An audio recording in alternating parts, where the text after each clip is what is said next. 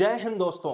दोस्तों, आज की एक बहुत बड़ी खबर मैं आप लोगों को बताने जा रहा हूं और वह खबर यह है कि इजराइल, ईरान और अमेरिका के बीच में युद्ध शुरू हो चुका है। जी हां दोस्तों, आज है 28 फरवरी 2026 और आज के इस महत्वपूर्ण वीडियो में हम बात करेंगे दुनिया के सबसे खतरनाक संघर्षों में से एक ईरान और इजराइल के बीच बढ़ते युद्ध और तनाव के बारे में, जिसमें बच्चों अमेरिका भी सम्मिलित है।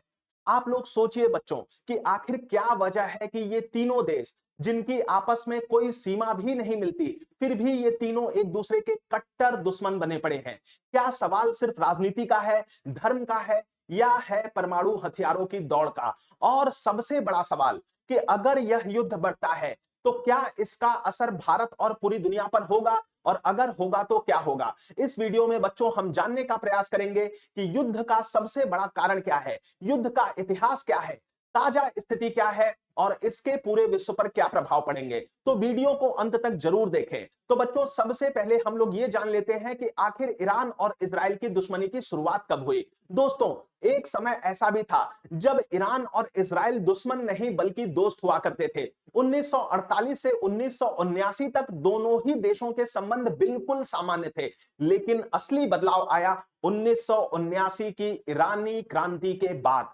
इस क्रांति के बाद ईरान में इस्लामिक सरकार आ गई, जिसने इजराइल को अपना सबसे बड़ा दुश्मन घोषित कर दिया। ईरान और इजराइल के रिश्ते यहीं से बिगड़ने लगे। नई ईरानी सरकार का मानना था कि इजराइल पश्चिमी देशों का सहयोगी है और मध्य पूर्व में उसके प्रभाव को खतरा है। इसी कारण दोनों देशों के बीच वैचारिक और राजनीतिक टकराव शुरू हो गया। लेकिन युद्ध का मुख्य कारण यह नहीं था। युद्ध का बच्चों सबसे बड़ा और सबसे मुख्य कारण है ईरान का परमाणु कार्यक्रम।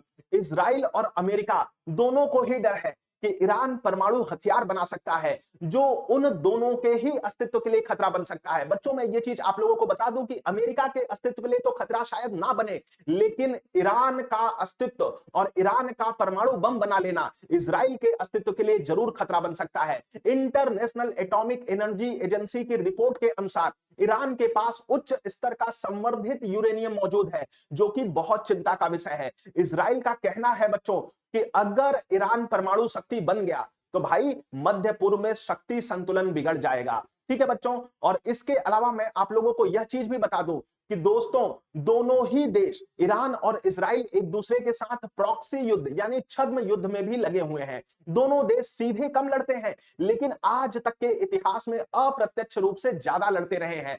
ईरान जिन भी संगठनों को समर्थन देता है, जैसे कि हिजबुल्लाह हुआ जो कि लेबनान में है, इसी तरीके से हमास हुआ जो कि गाजा में है, और इन सभी संगठनों का इजराइल से युद्ध चल रहा है। इजराइल इन संगठनों को अपने लिए खतरा मानता है। इसी वजह से सीरिया, लेबनान और गाजा में कई बार अप्रत्यक्ष संघर्ष देखने को मिले हैं। आप लोगों को एक चीज और बता दूं कि बच्चों, ईरान और इजराइल के बीच में वैचारिक और धार्मिक टकराव की भी स्थिति थी। ईरान एक इस्लामिक गणराज्य है, जबकि बच्चों इजराइल एक यहूदी राष्ट्र है। ईरान की राजनीति में कई बार इजराइल विरोधी बयान दिए जाते हैं, जिससे तनाव बढ़ता है। यह सिर्फ भू राजनीतिक नहीं बल्कि बच्चों वैचारिक संघर्ष भी है। अब देखिए, अब बच्चों कुछ करंट एस्केलेशंस हुई हैं और इसमें अमेरिका भी शामिल हो गया है ईरान के साथ, आप इजराइल के साथ। आप लोगों को बच्चों ये बता दूं कि अमेरिका को सबसे बड़ा डर यह है कि कहीं ऐसा ना हो जाए कि ईरान परमाणु बम बना ले। अगर बच्चों ईरान परमाणु बम बना लेता है तो मध्य पूर्व में जितने भी अमेरिका के पक्ष में देश हैं, वो सभी देश खतरे में चले जाएंगे, क्योंकि आप लोगों को पता ही होगा सऊदी अरब के अमेरिका से बहुत अच्छे संबंध हैं। इसी तरीके से यूएई के अमेरिका से बहुत अच्छे संबंध हैं। इजराइल के भी अमेरिका से बहुत अच्छे संबंध हैं। लेकिन बच्चों, ईरान के इन सभी देशों से अच्छे संबंध नहीं है, और अगर ईरान परमाणु बम बना लेता है तो इस्लामिक राष्ट्रों में पाकिस्तान के बाद अकेला ईरान ही एक ऐसा राष्ट्र रहेगा जिसके पास परमाणु बम होगा। और बच्चों, आप जानते ही हैं कि परमाणु बम अगर किसी देश के पास आ जाता है तो किसी भी दूसरे देश की हिम्मत नहीं पड़ती कि वह उस देश के ऊपर आक्रमण कर सके। बच्चों, अगर वेनेजुएला के पास परमाणु बम होता तो कभी भी अमेरिका वेनेजुएला के राष्ट्रपति को किडनैप करने की या उनका अपहरण करने की हिम्मत नहीं जुटा पाता। और बच्चों देखिए, हालिया सैन्य हमले और तनाव बहुत बड़ा कारण है। हाल ही के वर्षों में इजराइल और अमेरिका ने मिलकर के ईरान के ऊपर अटैक किया था, जिनमें मिसाइल हमले भी शामिल थे, ड्रोन अटैक भी शामिल थे, एयर स्ट्राइक भी शामिल थी। रिपोर्ट्स के अनुसार 2025 में बच्चों 12 दिन का संघर्ष भी हुआ था, जिसमें अमेरिका और इजराइल ने संयुक्त रूप से अटैक करके फोर्डो परमाणु संयंत्र को पूरी तरीके से नष्ट कर दिया था, जिसमें बंकर बस्टर बमों का इस्तेमाल किया गया था। अब बच्चों 2026 में फिर से तनाव बढ़ने की खबरें आने लगी हैं, जिससे बहुत बड़े युद्ध का खतरा बना हुआ है। अब बच्चों हम लोग देखते हैं कि मान लीजिए कि अब ये युद्ध बच्चों अब तो शुरू हो ही चुका है, लेकिन बच्चों इस युद्ध का हमारे ऊपर और पूरे विश्व पर प्रभाव क्या पड़ेगा? तो बच्चों जो सबसे पहला प्रभाव पड़ने वाला है वह है बच्चों मध्य पूर्व में अस्थिरता हो जाएगी। अगर ईरान और इजराइल के बीच में और अमेरिका के बीच में पूर्ण युद्ध हो जाता है तो पूरा मध्य पूर्व क्षेत्र युद्ध क्षेत्र बन सकता है, जिसमें लेबनान, सीरिया और सभी खाड़ी देश सम्मिलित हो सकते हैं। अगर चीजें ज्यादा एस्केलेट हुई तो बच्चों इसमें रसिया और चीन भी ईरान की तरफ से शामिल हो सकते हैं, जिससे यह तृतीय विश्व युद्ध में भी बदल सकता है। इसके बाद बच्चों इस समय देखिए सबसे बड़ी संकट की स्थिति यह है कि वैश्विक अर्थव्यवस्था पर बहुत बुरा असर पड़ने वाला है। बच्चों होगा क्या? आप लोगों को मैं ये चीज दिखा देता हूं। बच्चों आप लोग ये मैप ध्यान से देखिए, देखिए इस मैप को। बच्चों यहां पे देखिए, ये रहा आप लोगों का ईरान, ठीक है, ये आप लोगों का ईरान है। और आप लोगों को मैं बच्चों ये देखिए, मैं आप लोगों को अच्छे से दिखा देता हूं कि ईरान की बच्चों राजधानी ये है, यानी ये रही तेहरान। और तेहरान के ऊपर बच्चों आज सुबह, ठीक है, आज सुबह अभी 2 घंटे पहले ही, मतलब अभी तो दोपहर हो चुकी है, तो बच्चों अभी से 2 घंटे पहले दोपहर में ही, हम लोगों के टाइम के हिसाब से दोपहर में बच्चों तेहरान के ऊपर बहुत भीषण बमबार्डिंग हुई है, बहुत भीषण बम गिराए गए हैं। तेहरान को एकदम धुआं धुआं बना दिया गया है, ठीक है बच्चों। और आप लोगों को जान करके हैरानी होगी कि केवल इजराइल ने यह अटैक नहीं किया है, ईरान की राजधानी के ऊपर इस अटैक में बच्चों अमेरिका भी शामिल है। आप लोगों को बच्चों यह चीज भी दिखा दो कि आप लोग बच्चों ये एरिया देखिए, ये देखिए बच्चों, ये पूरा का पूरा एरिया, ठीक है बच्चों। इस पूरे के पूरे एरिया को जानते हो क्या कहते हैं? इसे बच्चों कहते हैं फारस की खाड़ी। और बच्चों फारस की खाड़ी और गल्फ की खाड़ी को जोड़ने का काम ये पतली सी जगह करती है, जिसे क्या कहते हैं? जिसे कहते हैं स्ट्रेट ऑफ हॉर्मुज, ठीक है, यानी इसे कहा जाता है हॉर्मुज जल डमरू मध्य, ठीक है बच्चों। तो हॉर्मुज जल डमरू मध्य के ठीक ऊपर बच्चों कौन स्थित है? इतना बड़ा देश ईरान स्थित है ना बच्चों। और ईरान ने सीधे सीधे यह कह रखा है कि अगर कभी भी हमारा युद्ध हुआ ईरान और अमेरिका के साथ तो हम सबसे पहले इसी जल डमरू मध्य को बंद कर देंगे। और बच्चों आप लोग जान लीजिए कि विश्व का बच्चों 26 से लेकर के 40% तक क्रूड ऑयल कच्चा तेल इसी जगह से जाता है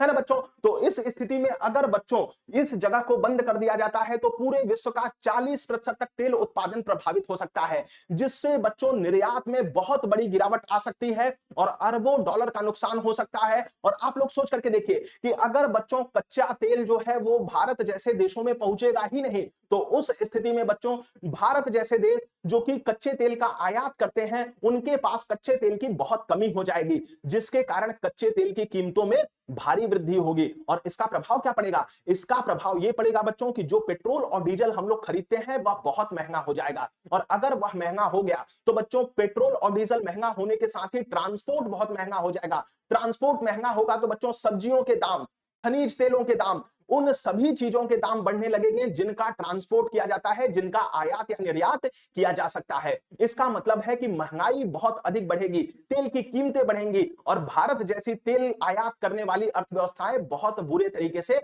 प्रभावित होंगी। इसी तरीके से बच्चों विश्व के स्टॉक मार्केट्स में बहुत भारी क्रैश देखने को मिल सकता है। गोल्ड और सिल्वर की कीमतें बढ़ सकती हैं, क्योंकि गोल्ड और सिल्वर को आज के समय में क्या माना जा रहा है? सेफ हेवन, सेफ एसेट माना जा रहा है ना बच्चों। इसके अलावा और क्या प्रभाव पड़ सकता है? बच्चों इससे मानव जीवन का बहुत भयानक पैमाने पर विनाश हो सकता है। बच्चों आप लोगों को पता होगा कि जब द्वितीय विश्व युद्ध हुआ था तो बच्चों 5 करोड़ से अधिक व्यक्तियों की मृत्यु हुई थी, जिसमें बहुत सारे सैनिक और सामान्य मनुष्य शामिल थे। बच्चों जब भी कोई बम गिरता है, जब भी कोई गोली चलती है, तो वो ये पूछ करके नहीं चलती कि आप सैनिक हो कि आप सामान्य नागरिक हो, वह किसी के ऊपर भी गिर सकता है ना बच्चों। तो इस स्थिति में नागरिकों की बड़े पैमाने पर मौत हो सकती है, शहरों का विनाश हो सकता है, बड़े पैमाने पर ईरान से और मध्य पूर्व के देशों से लोगों का पलायन हो सकता है। आप लोगों को यह भी बता दूं कि ईरान के ऊपर सुबह सुबह अमेरिका और इजराइल ने अटैक किया, बदले में ईरान चुप नहीं बैठा। अभी बच्चों अभी अभी यह खबर आई है तुरंत ही कि इजराइल ने आपातकाल की घोषणा कर दी है, इजराइल में इमरजेंसी लागू कर दी गई है और इजराइल के सभी शहरों में इस समय सायरन बज रहे हैं। इसका सीधा सा मतलब है कि इजराइल के ऊपर मिसाइल अटैक शुरू हो चुका है। ठीक है बच्चों, तो आप लोग खुद ही सोच करके देख लीजिए कि ईरान ने भी जवाबी कार्रवाई शुरू कर दी है। और इसके अलावा बच्चों आप लोग यह भी जान करके आश्चर्य में होंगे कि ईरान इतना भी कमजोर देश नहीं है कि भैया उसको अमेरिका सीधे सीधे मार सके।